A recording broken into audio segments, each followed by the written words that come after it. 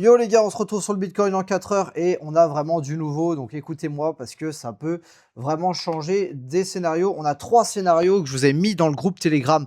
Allez très vite rejoindre le groupe Telegram que je vous mets dans le commentaire épinglé. Je vous mets les 3 scénarios et on regarde en temps réel ce qui se passe. Donc scénario 1, ça c'est le scénar 1. C'est-à-dire que ici, en fait, on laisse les liquidités ici, ici, ici et ici. On vient dans ce FVG, on le voit, donc attendez, bougez pas, je vais même vous zoomer pour que ça soit beaucoup plus clair pour vous. On va zoomer tout ça, voilà, nickel. On vient dans ce petit FVG ici, on se fait rejeter, on continue, on prend toutes les liquidités ici, pardon, ici, ici, et on repart dans l'autre sens comme je l'ai très bien notifié. Ok, donc ça c'est le scénario. Alors de base c'était le scénario 3, on peut dire que c'est le scénario 1, on va voir comment ça réagit. Scénario 2, d'accord. Scénario 2, on vient quand même dans ce FVG, on se fait repousser, et en fait, bah voilà, ici c'était le top, on n'a pas pris de liquidité, on se fait repousser dans FVG, et on vient vraiment clôturer en dessous de ce dernier clôt, une clôture nette du cours en dessous, et on repart dans quelque chose de baissier. Je dirais que c'est pas forcément ce qui a le plus de chances d'arriver, parce que souvent le marché aime bien faire une prise de liquidité avant de prendre la contre-direction. Donc scénario 3, du coup vous me voyez venir tout simplement, soit on va dans FVG ici, soit on n'est même pas obligé d'y aller, et en fait on vient chercher des liquidités et on voit qu'il y a de la réaction. Donc en vrai, peu importe hein, qu'on vienne ou pas s'appuyer dans FVG, on peut même repartir tout de suite. On vient prendre les liquidités et en fait, on fait une clôture dedans. C'est-à-dire que là, il y a une mèche qui fait ça.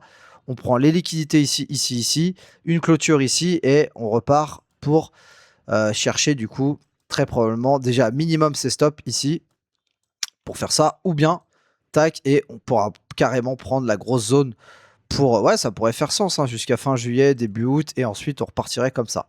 Donc, il faudra rester attentif. C'est les 3 scénarios que je vois en tête. Oui, je ne suis pas divin pour savoir exactement quel scénario va être pris en priorité, mais il faut garder en tête ces 3 scénarios. Donc, je rappelle quand même l'idée globale au niveau de la temporalité. Donc, on va plutôt se mettre en daily pour avoir cette idée-là.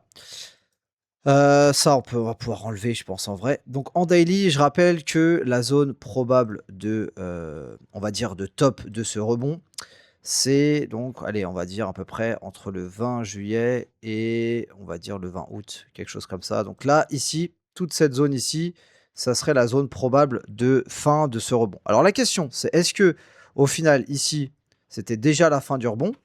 C'est enfin, c'est pas ce qu'il y a de plus probable, je dirais 20-25%, si je devais donner des cotes. Maintenant, ce qu'il y a de probable, c'est peut-être une prise de liquidité. On vient et en fait, on continue notre mouvement, soit pour simplement venir chasser ici et on repart, soit même pour tout simplement aller carrément, comme je vous l'ai dit, s'occuper de ce FVG pour en fait faire le dernier top avant de repartir plus bas pour la fin août et début septembre. Voilà. Donc je rappelle juste ça. Ça sera pas une vidéo longue, hein. De toute façon, il n'y a pas grand chose à dire. On va à court terme, on va peut-être se mettre même en 1 heure. Alors je fais pas de 1 heure. C'est vrai que j'aime pas trop le 1 heure. Regardez ce que ça donne. Ouais, le 1 heure, franchement, le 1 heure, les gars, ça c'est sans moi. On va rester en 4 heures. Je trouve que c'est beaucoup plus clean. Le 1 heure, il y en a dans tous les sens. On comprend plus ce qui se passe. On va rester tranquillement en 4 heures. On va regarder tout ça. En attendant que ça charge, on va regarder la liquidation map. Alors, sur le modèle 1, on a des grosses liquidations à 63 300. Donc, plutôt des liquidations au nord jusqu'à 64 000. Très intéressant à noter.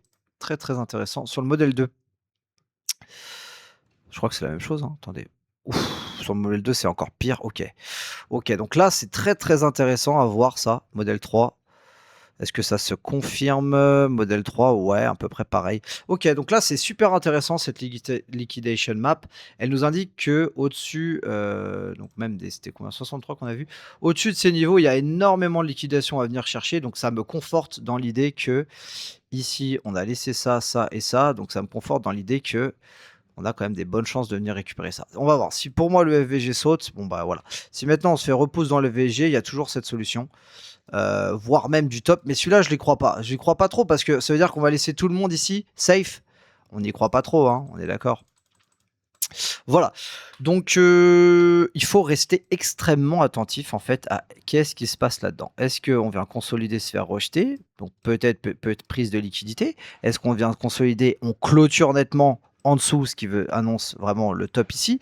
Ou comme j'ai dit, est-ce qu'on vient ici, on casse? Si on vient clôturer au-dessus ici, ok, on sait que minimum on a une prise de liquide ici, voire même un flux haussier, c'est-à-dire tac tac, et on va jusqu'au 70.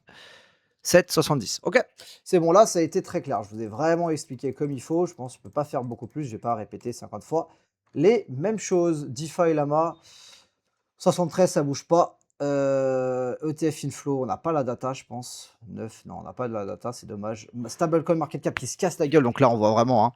Là, je rappelle, là pour moi, c'est clair et net. On est, de toute façon, on est en bear market. Merci. Mais là, c'est la première fois. Je sais pas si quelqu'un se rend compte de ça. Je pense que vous n'êtes vraiment pas nombreux à vous en rendre compte. C'est juste pour vous donner un ordre d'idée. Je vais vous mettre en 2023. Donc le bottom, il a eu lieu là. Il a eu lieu en octobre. Donc depuis, c'est juste pour vous donner un ordre d'idée. Hein. J'ai pas mon truc pour. Mais depuis le bottom du Bitcoin, on était à 124. Imagine, on a fait x2,5. Donc depuis le bottom du Bitcoin, tout le long du cycle, au mieux, on était en train de stabiliser. Au mieux, on montait très fort. Et c'est la première fois depuis tout ce cycle, il y a eu juste cette petite période, je suis mauvaise langue, mais c'était vraiment une période d'un mois. C'est la vraie première fois qu'on a vraiment quelque chose de un creux, une petite tendance baissière sur la stablecoin market cap. Donc voilà, s'il faut quand même le noter, pour moi, tant qu'il n'y a pas de nouvel ATH sur la stablecoin market cap, déjà, il n'y a pas de bull run. Déjà, pour commencer, c'est très simple. Donc voilà, et les ETF, c'est la même chose. Hein. Je vous rappelle quand même que les ETF, ça fait que de sortir depuis bientôt 2 mois. Donc voilà pour cette vidéo, j'espère que vous avez kiffé. On se retrouve dans une prochaine. Ciao les amis, et voilà.